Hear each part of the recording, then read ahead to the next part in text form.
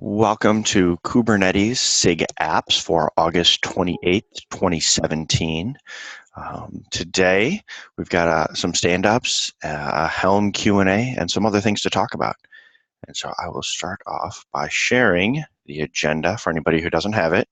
I just dropped the agenda into chat. If it doesn't come up right away, scroll down to the August 28th, and you'll see what we've got going on today. My name's Matt Farina. For those of you who know me, there is one new thing. I am now working at Samsung SDS on Kubernetes, and you'll see that I am focusing primarily on upstream things now. And so where I didn't have as much time before, you'll see that I'll have a lot more time and be a little bit more responsive than I have been in the past. The other announcement I want to make is just a reminder. September 1st, which is coming up here later this week, is the version 1.8 code freeze. And then the beta release is slated for September 6th, which is early next week. And so if you're working on getting things in, be aware of these upcoming milestones for 1.8. Before we get into stand-ups, I also wanted to point out, if anybody is on dealing with stateful sets, I just wanted to point out that we have some issues of them being flaky. In fact, for tests related to SIG apps, stateful set tests are the ones considered the most flaky at the moment. In the agenda today, there's links to a number of things. If anybody wants to try to sort some of that stuff out, they can get to some more details on it. There's a little bit of work being done right now. But the one thing is for the 1.9 timeframe, that's after 1.8 comes out, we would like to take stateful sets and some others and try to drive them towards GA. So either fixing tests or removing tests that shouldn't be there would help us drive in that direction of stability. And so that's what I have for the intro stuff. Does anybody have any other announcements or related stuff before we get started? All right, fantastic. Silence means nothing. So then we want to go into the stand-up stuff for updates from Kubernetes itself. Do we have anybody on to talk about stateful sets, daemon sets, deployments, replica sets, cron jobs, or defer containers?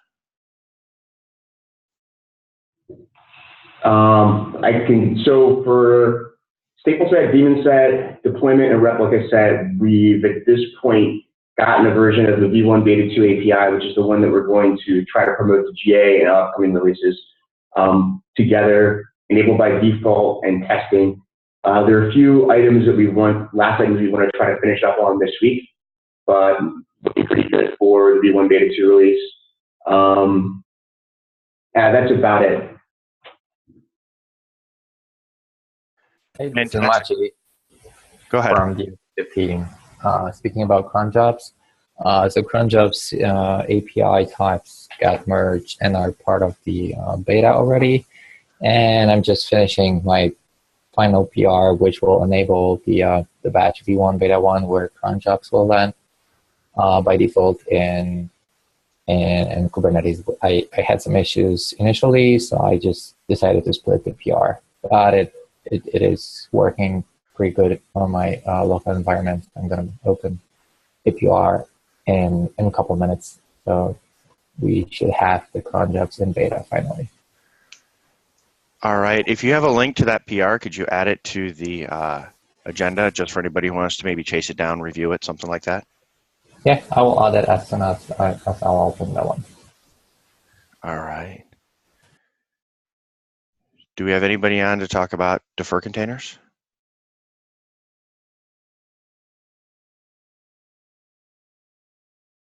All right, I'll take silence as nothing.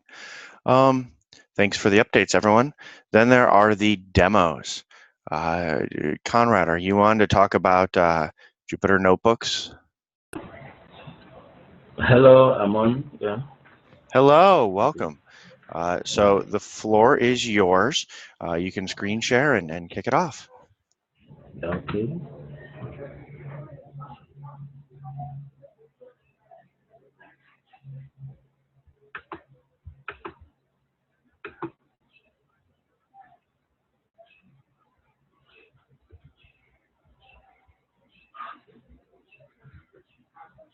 Hello?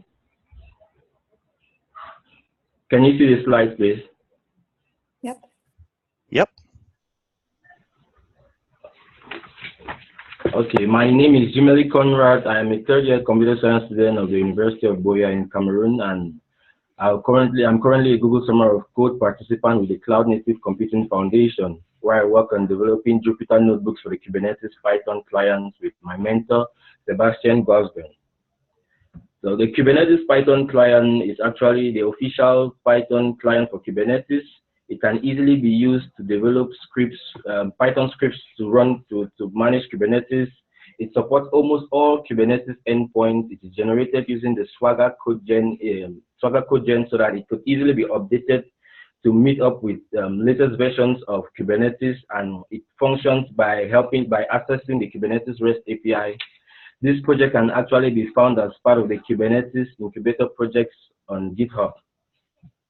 So Jupyter is actually a web application which is used for creating sharing of live code, equations, visualization, and images and documentation text.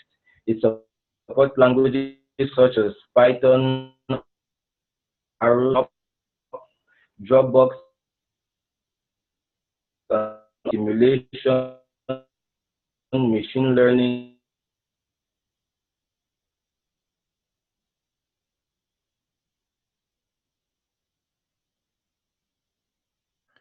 Uh-oh, is anybody else having audio video problems here?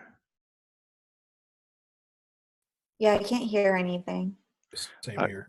Yeah, Conrad, it seems we're having a little bit of trouble hearing you. It sounds like the internet might be having a little bit of issue there. Can you turn off, well, if you're streaming videos or anything coming in, I don't know if there's a way to turn that off. Are you there, Conrad?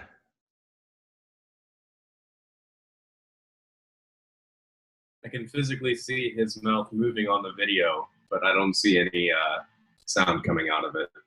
Yeah.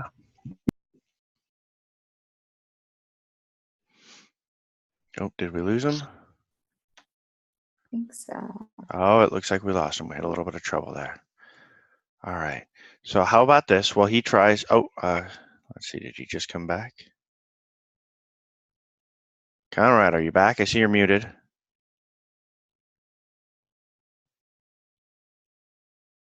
Hello? Hello. Yeah. We can hear you now. Okay, it seems my connection went off. That happens. It's okay. You want to pick up where you left off? Okay.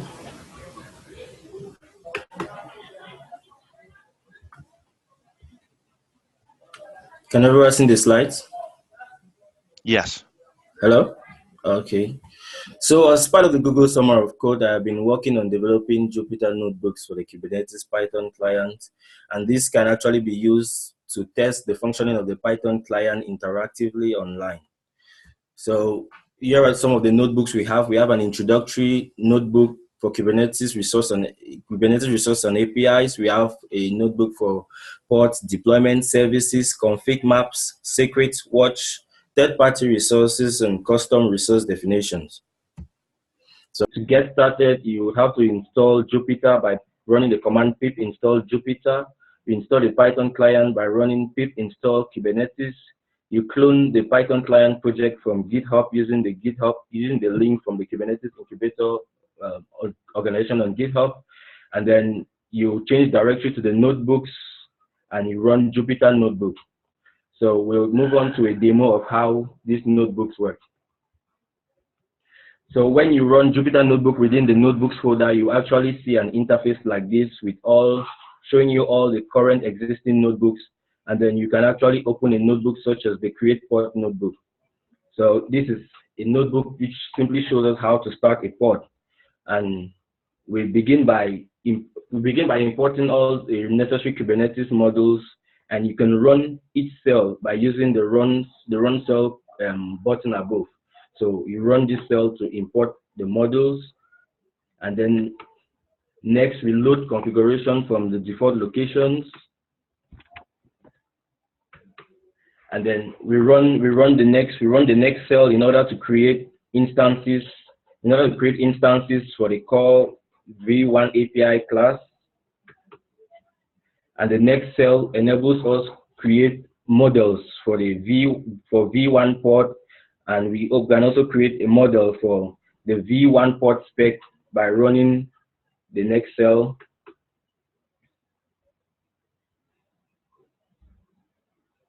And then we now add the specifications for our port containers, and then we can run that cell. Then we now assign the containers to our port specification by running this cell. So subsequently, we are going to actually run this cell to test and see the existing ports. So when we run the cell, we see there are actually no ports actually exist now, since we have the command done.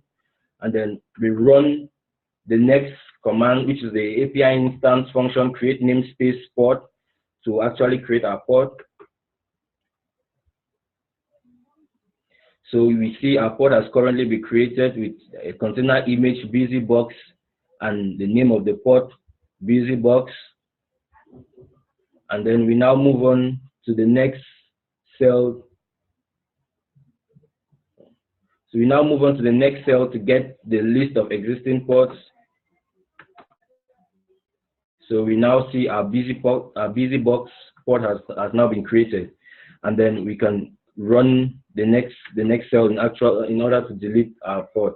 So when we run it, we see it runs successfully, and now our port has been deleted. So this is actually a function of how the Jupyter Notebooks work. So I would like to encourage everyone in the community to go to the Python client on GitHub, test out the notebooks, and send feedback on how we can improve them and what notebooks could be required and helpful for the community. Thank you.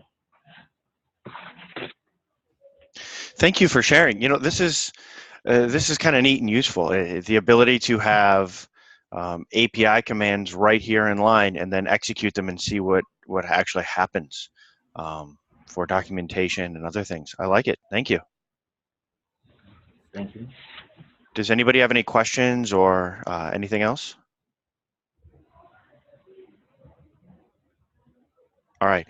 Well, can we embed these in the Kubernetes docs? Pardon? There's a question of, can we embed these things in the Kubernetes docs? That's a really good question and something we probably need to take to the documentation folks. Is there anybody from the docs folks online here today? No. All right. I'm not with the docs folks, but GitHub does render those Ipython notebooks, so it's at least possible to embed them, up on GitHub. Okay. Yeah, but one issue was you cannot run them from GitHub. So if it was possible for us to host it online, then it would be great to maybe have a link where people could just run them from the server. Yeah, and for some of this, you need an actual Kubernetes cluster running that we'd have to lock down to do that. It's nice, but you actually talk to a Kubernetes cluster when you're doing this, right? Yeah. So you have to have a real live running cluster somewhere that the docs could talk to, which makes things a little bit complicated here, but it's a good question.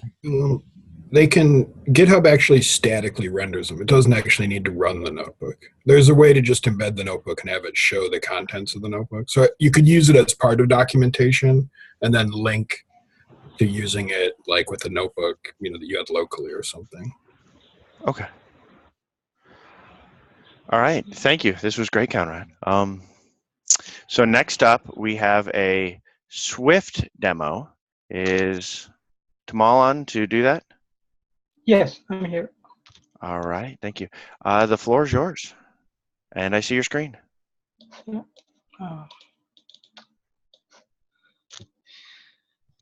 Okay, so Swift is a proxy for Helm Tiller service. So Tiller is a gRPC service, and the issue with gRPC service is that you cannot directly access that from a web page because web pages talk AJAX.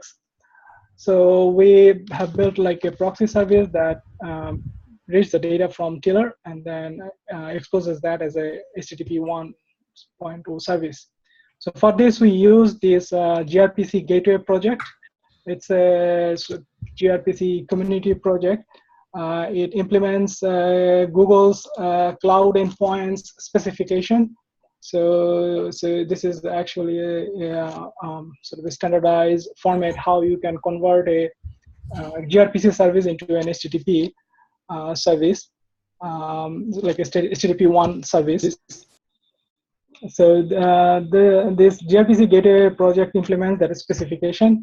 So what we did is essentially take the proto files, the request and response protos that was in the Tiller service, and annotated them with these annotations for the Google API, and regenerated these files. So once we regenerated these files using the gRPC gateway project's own like a proto-C plugin, it generated like a gateway file that automatically handles the HTTP request and proxies to the underlying gRPC service. So this is what it looks like, sort of auto-generated code, but you can kind of read what it does. So based on that, so essentially have like a single endpoint for each Tiller endpoint.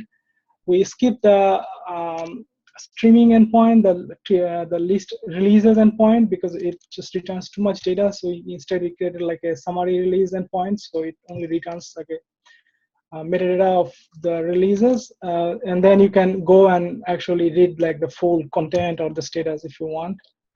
And also made some additional changes because we have customized the request and response.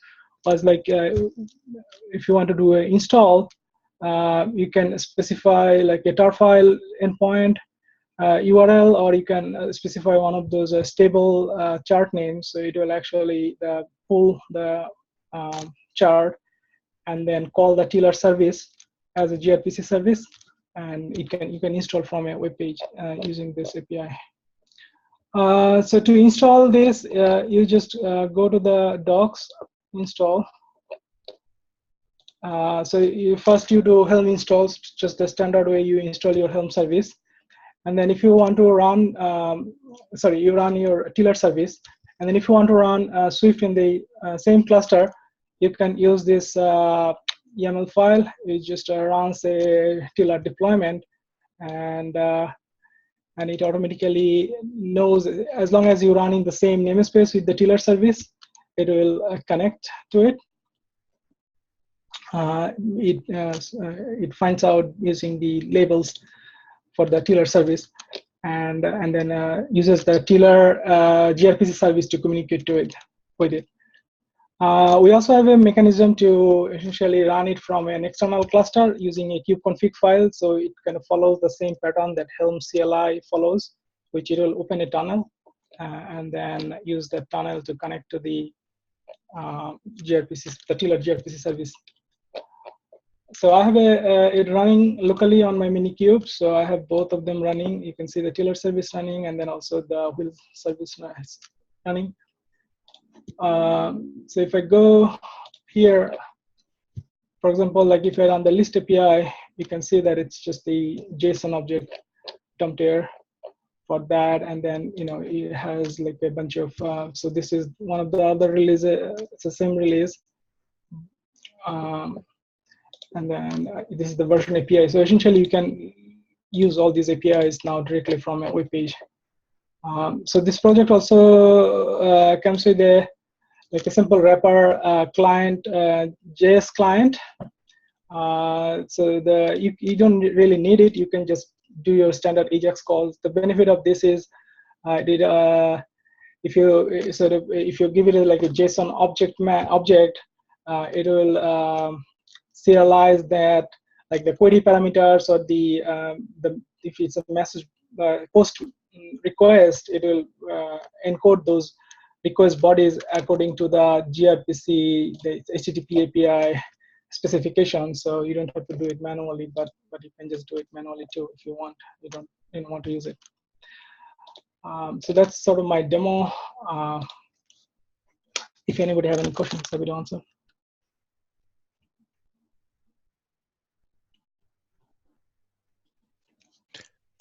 So I've got a question here. As far as stability and releases go, because I know there's people interested in REST proxies. What's the roadmap for this? Well, the plan is to follow the Tiller projects, the Helm projects protocol specification. I mean, if they change, then we have to push a new release and update that. That's the plan. Yeah. Okay. And how stable is it today with logging and all of the other nice features if I were going to go run this? Is it ready to go if I wanted to go use it? Yeah, sure. Yeah. All right. Perfect. Thank you. Does anyone have any other questions?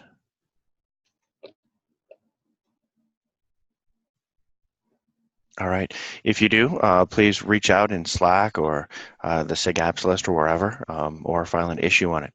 Thank you. This is great. Next up, we have a Helm Q&A. And I'm not sure, is it Michelle or Matt Butcher? Who's grabbing this one? I think several core maintainers are on, so you can probably just toss stuff out. All right. So I think we can start with just the regular stand-up, and then after that we can address maybe the questions that came in from the forum, if there were any. Oh, so you're suggesting we just run through the normal stand-up stuff here and then do the Helm Q&A at the end? Well, we can do the Helm Q&A right after the Helm stand-up. So, okay. Matt Butcher, do you want to give us like a kind of a regular stand-up? Yeah, sure. The last stable release was 2.6.0. 2.6.1 is in the works right now. I'm sitting on my back porch, so that's the sunglasses. The 2.6.1 release, there are a couple open issues in there. We'll get those fixed up and then do a 2.6.1 release. I don't think we have a firm date that we're talking about for that one yet. And then development is underway for 2.7. There have already been several cool new features merged in for that. And there's a pretty big number of them sitting on the PR queue that could use a little bit of triaging and testing out. So if you've got some spare cycles and want to contribute, that's a great way to get going. I think that's the news for this week. Cool. So just to give some context, like there was some questions at the last retro about Helm.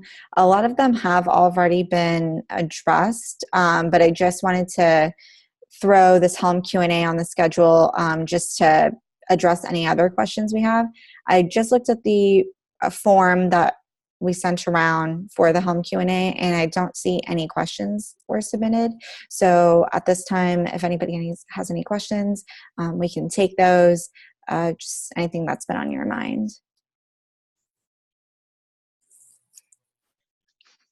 And I can give an update on what the state of auth was, because that was something that we pulled out of the last release and then left a rather cryptic note on the release notes about it. So if that's helpful, I can do. Yeah, let's do that. So we have been, Tamal is actually the originator of our patches attempting to add authentication pass-through to Tiller, so that Tiller could act on behalf of the end user. But Kubernetes itself doesn't have an internal model to support this yet, short of basically rewriting all of Tiller as an aggregated API service, which is an option, but not one for the Helm 2.0 roadmap, because it would be a serious backward compatibility break. So we investigated several other options, and Tamal did a version of a patch. I did a version. I think Adam did 2 or 3 versions, and we couldn't find anything that actually satisfied our main security constraints. Every single version had 1 or 2 what we viewed as major security flaws. So it turns out that we were not the only people running into this, and Clayton and several other people have convened a working group to discuss all kinds of aspects of running of pods and identity. And so we decided we would participate in that working group and hope and push toward a stable Kubernetes-wide specification for how to deal with this, and then Tiller would go ahead and implement whatever comes out of that working group. So for the time being, we've actually removed that feature from the roadmap, not from the, I would say from the roadmap, from the enumerated list of items that we've committed to, but it's still kind of at the top of our minds collectively as we work with that working group to try and figure out what we're going to do. So that's why it disappeared off of the 2.7 roadmap. And there was that funky little note in the release notes that said we dropped it off. So that's the reasoning behind that one. We're hoping that as soon as there is a stable solution to it, we will be able to implement it fairly quickly. So that's the status of that one. Can I ask a question about that quickly? Sure. What is the work that's going on with that working group happening in the open, or where is that happening at? It is called the core. No, it's called the Pod Identity Working Group. Container Identity Working Group. Yeah, and that's what. There's a page on the Kubernetes community repo. I can link to that. But I attended the last meeting. It's open. I think 40 people were there, 40-something people were there, and all of their notes and meetings are recorded and tracked. And it really has been a good working group. So if you wanna jump in and join, there's some very interesting stuff going on. Yeah, I think it covers some problems I'm running into as well.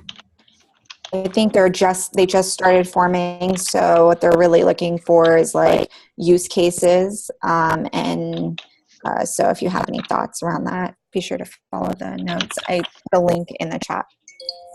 Awesome, thanks. Sorry, I missed that. Is that container identity, in what way is it related to SIG Apps? It is a working group. Anybody here know how to explain the difference between working groups and SIGs? I know there is one, but I don't know exactly how to define it. I think SIGs are like longer standing things, and working groups kind of have a goal and are going to disband at some point when the specific problem or the issue that they're trying to target is relatively solved. Right, but like, how is that related to SIG Apps? Like, is it going to be part of SIG Apps, or is it going to be part of a different SIG? No. Maybe let me try. So it was convened to solve a specific problem that affects SIG apps and other SIGs. And once they've solved the problem, the working group will most likely disband, and the solution that they come up with will be supported by whatever SIGs are needed to support that at the end. In this case, it affects SIG apps because things like Tiller and applications that deploy and manage pods inside of Kubernetes have to deal with authentication and identity in a secure way, and there are some problems with that right now. And so the goal is to solve those problems, and then SIG apps, as we deal with managing applications in there, will take advantage of that solution. And that affects things like Tiller and Helm here because they manage applications inside of Kubernetes. Cool. I think that explains it. Thanks. Yeah. Matt, do you want to give a quick update on what's going on with the Helm Summit? Is that me, Matt, or Matt Farina, Matt? Oh, you, Matt. Or Matt Fisher. Remember that there's at least 3 Matts on this call today. Oh, Matt Fisher is on too. All the Matts. Simultaneously unmute your mics and give answers. So we are planning on kicking off the Helm 3 roadmap discussion so in January. So for those of you not familiar with the way the Helm has handled stability requirements, we've followed SEMVer to the very best of our ability. So we have tried to not introduce any major breaking changes since Helm 2.0 final came out. And that has served the community really well, but at some point we want to be able to take advantage of the new features that have made their way into Kubernetes in the last year and a half or so. In particular, we want to be able to take a chance to review CRDs and aggregated APIs and many of the newer types and resources and see if there are major architectural things we should change with Helm. So we are talking about kicking off that discussion, which is the Helm 3 discussion, at a particular summit, the Helm summit that we will convene in. Currently, we're talking about January, right, Michelle? Yeah. So that'll be an opportunity for people in the community to get involved and say, here are some major things that we'd like to see done in Helm, or here's a direction we'd like to see it go in the future, and so on. Do we have firm dates on that yet? I know we've been shooting for early in January, but after the time when most people are on break. Yeah, early January, but no specific dates yet. We're still looking at sites. I know we've been looking at doing it in somewhere along the U.S. West Coast, right? Yeah. So we don't have a venue quite specified yet. Mm-hmm. So that's the kind of thing that as we get closer to it, and once we have finalized some dates and places, we would love to open up and let people who are, long time or opinionated Helm users have an opportunity to come out there and hang out with us and do some design.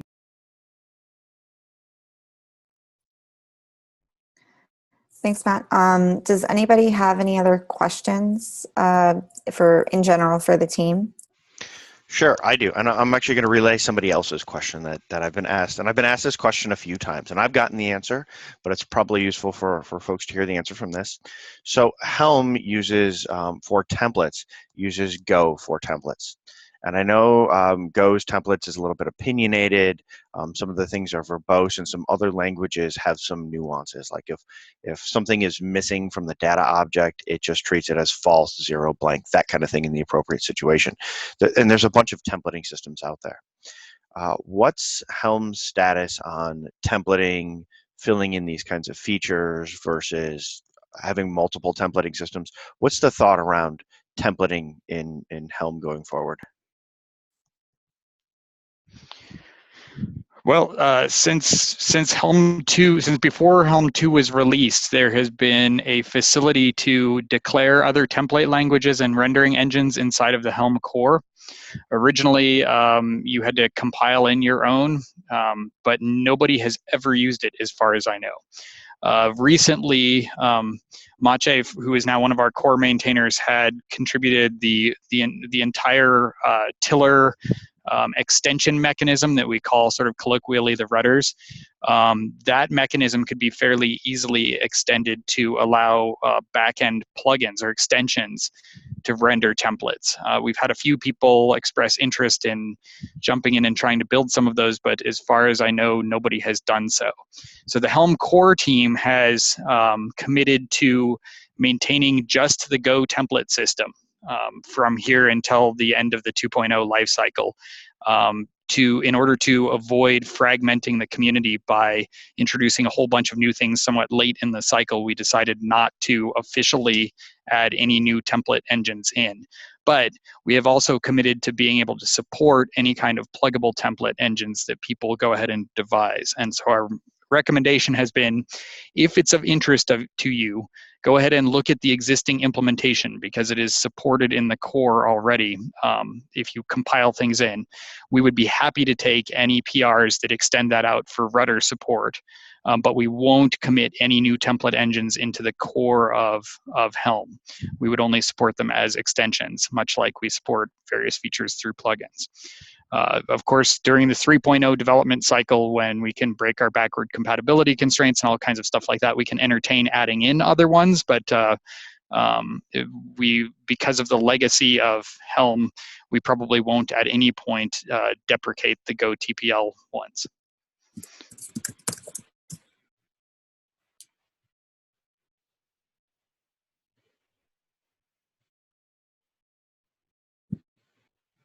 Cool. Any other questions on Helm? We'll take, let's say, one more since we have some other stand-ups to go through.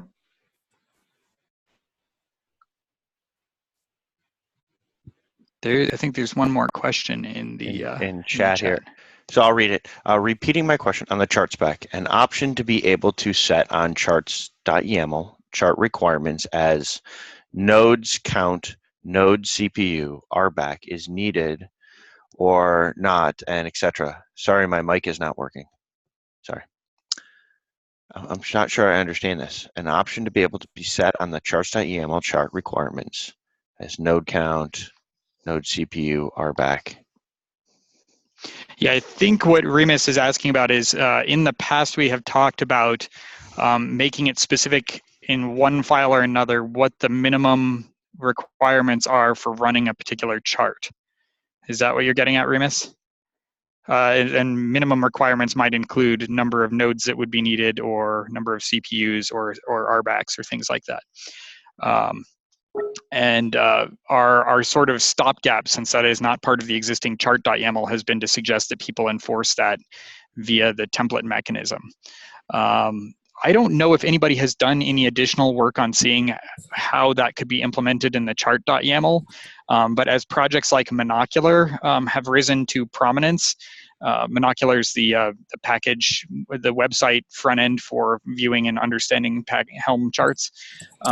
It might actually be a useful idea to consider adding something like that in the future. Even though we've tried not to make any operational constraints make their way into the chart.yaml, the high visibility of that might be a nice thing to be able to allow people to say, what do I need to have resource-wise in order to run this chart? So again, that's the sort of thing that PRs are welcome. Probably wouldn't make it into the 2.7 cycle, which is relatively buttoned down feature-wise at this point, but it's the kind of thing that we would consider in the future, I think. Cool, thanks. Does anybody have anything else? And anybody else from the Helm team, feel free to chime in or, yeah.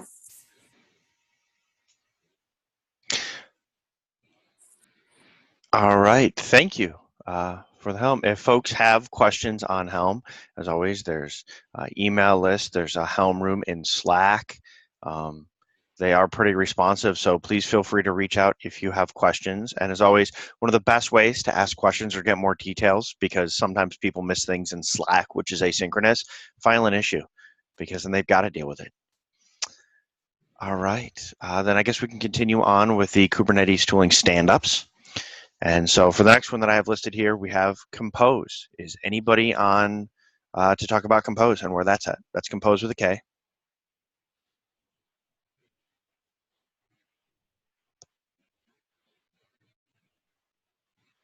Okay, I'll take silence as nobody's on. We'll move on to the next one, and that's Charts. Is anybody on to give us an overview of what's going on with Charts?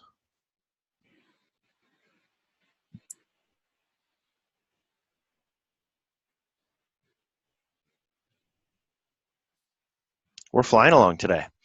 All right. Is anybody on to talk App Registry? Yep, I can do that.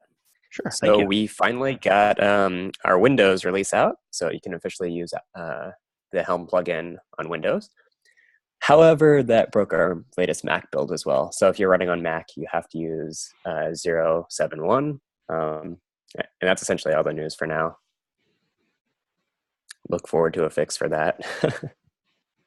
I would like to point out that tight app registry integration is one of the things that has come up several times for the Helm 3 roadmap. So that's something I'd like to talk about more as we get close. Yeah, I'm sure that we can do a lot of discussion towards that. And like, it sounds definitely like a thing I should attend, the Helm Summit. Yeah.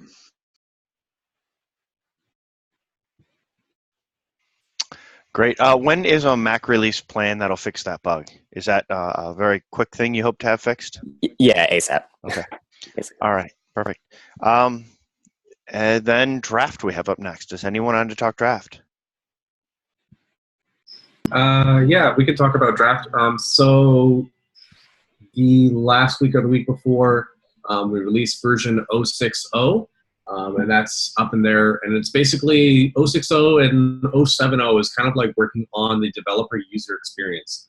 Where each minor release we're going up to version 1.0, each has like a focus point on different topics. So like the last release was getting a UI in there, and it was also a major refactoring of the entire infrastructure where we were using WebSockets before. For communication, we were finding it's a lot better integration with other things using gRPC. So, and we were also just like, it's a lot more efficient for us to push things up that way, and the bi-directional communication and whatnot. So gRPC was an awesome fit for Draft. So that was version 060 along with the plugin installer. The 070, which is what's on the roadmap right now, we've merged a new Draft user experience, like a UI, which makes it a lot more pretty. And then we're going to be looking at more in-depth logging for applications. We're looking at other different things as well on the whole application development lifecycle for Kubernetes. So that's about it. Oh, and the 070 release, I think we're trying to target for second week or third week in September. So within the next month.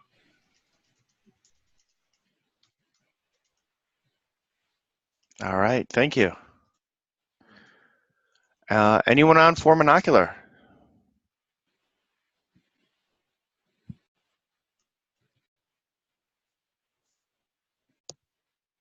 All right, then we'll move on. Kedge. Do we have anyone to talk about Kedge?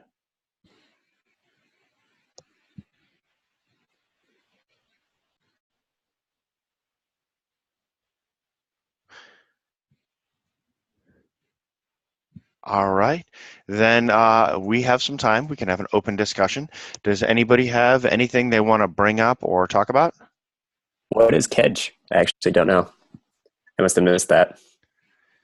Kedge, it's the rename of something else, and I'm looking it up because I was just wondering that in my head, and I knew what it was the other day. I can talk about it briefly. Okay. I'm sort of new to this group, but I've been hanging on. But I work at Red Hat on OpenShift. So Kedge is my team actually based in India. Pradipta, who's worked on it, used to be called OpenCompose, and then it transitioned to a temporary name briefly, and then it moved to Kedge. One way to think of it is just like it's a DSL kind of idea exploration for what a Kubernetes application might be. So it's sort of simplifying, some of the aspects of having to define a bunch of YAML or whatnot for the application.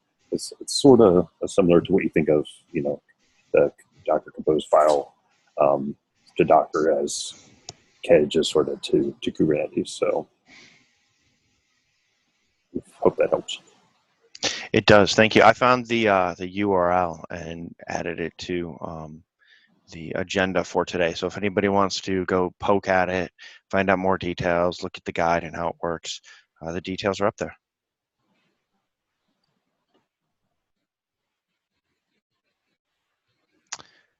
All right.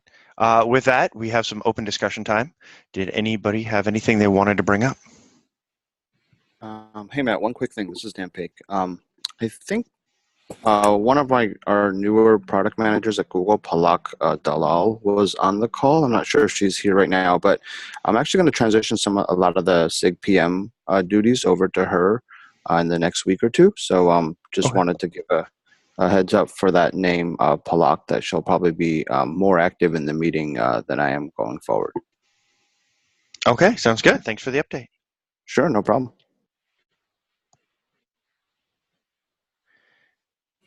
Anybody else have any open discussion items? I think Palak just joined, or maybe my Zoom thing just refreshed.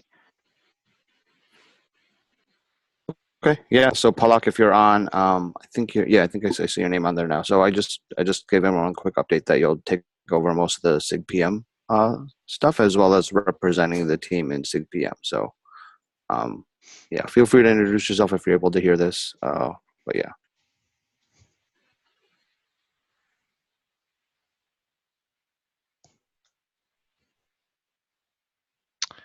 Sounds like Palak's muted. Okay.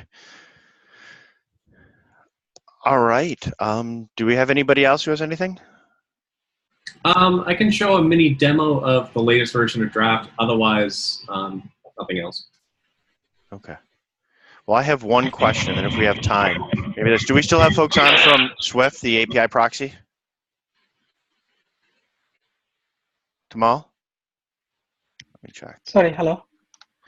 So I had a question here because so in here we've talked about plugins a couple of times. Once with App Registry, we talked about it in terms of extensions for templates. what is the kind of REST support with the REST API gateway involving plugins? So if I wanted to, say, have the app registry plugin and consume it through a REST API, is that something that would somehow fit in here, or is it just the core tiller features? It's just the core tiller features. I mean, at least that was the initial motivation. Okay. But if there's a need, if there is a interest in extending, we are happy to talk about that. Yeah. Yeah, I can provide some background into this because the app registry code actually, like that plugin works almost entirely external to Helm and completely external to Tiller. And if there was some way to actually register like custom APIs with Tiller or Helm, that would be like a different way to do that, where you could actually expose it through the REST gateway. But currently, everything happens external in a separate process. Yeah, so as it stands now, you could still use app registry with the Swift gateway that Tamal demoed. Yeah, but you can't access app registry like things through it, basically. Yeah. So 2 of those installation commands would have to be sort of modified in order to get stuff from app registry, but the 3rd mechanism I saw in there would work just fine.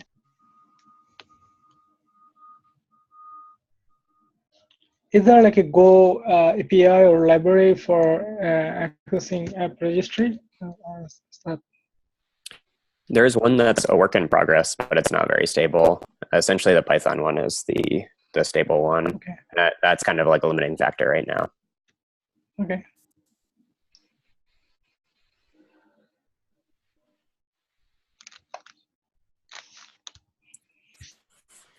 All right, thank you. Did anybody have anything else?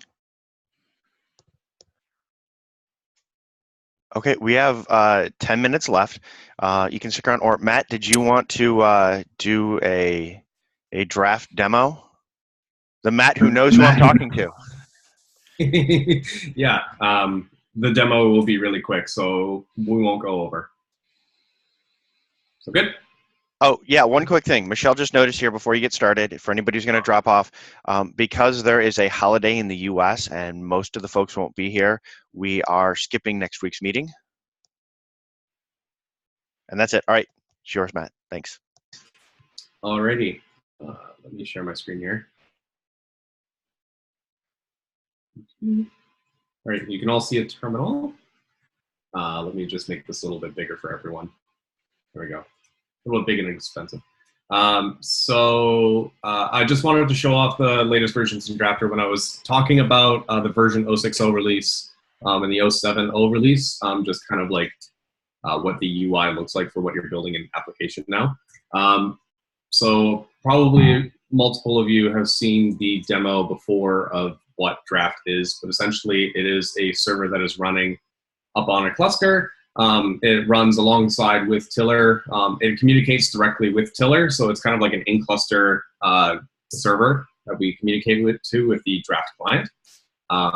And what it does essentially is it bootstraps an application. But there was a couple of changes that happened in the last release and in the master recently that really make this a lot different than what it was before. So before, what we were doing for language detection, you'll notice that I'm in an examples Python application. So in here, there'll be an app.py that will have like a basic Flask app and a requirements that just shows that it needs to install Flask. Very basic web API in Python. In version 0.5.0 and previous, and 0.5.1 and previous releases of Draft, it was a very dumb, go look inside the application directory and go and find a certain files, and if it's in there, then it's considered a Python app, and then you would do this for each and every single pack. In the latest release of Draft, there is a smarter language detection that actually is being used by GitHub.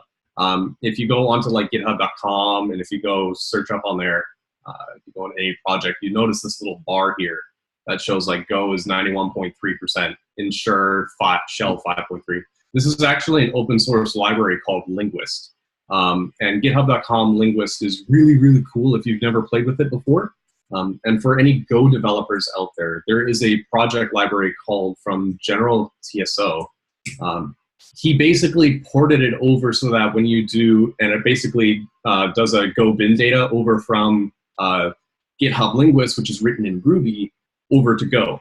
So you can use it and translate and use the entire library that GitHub has made in Go, which is really, really cool because we've now integrated that into Draft. So we can use the language detection to figure out how certain we are of the language that's actually being used.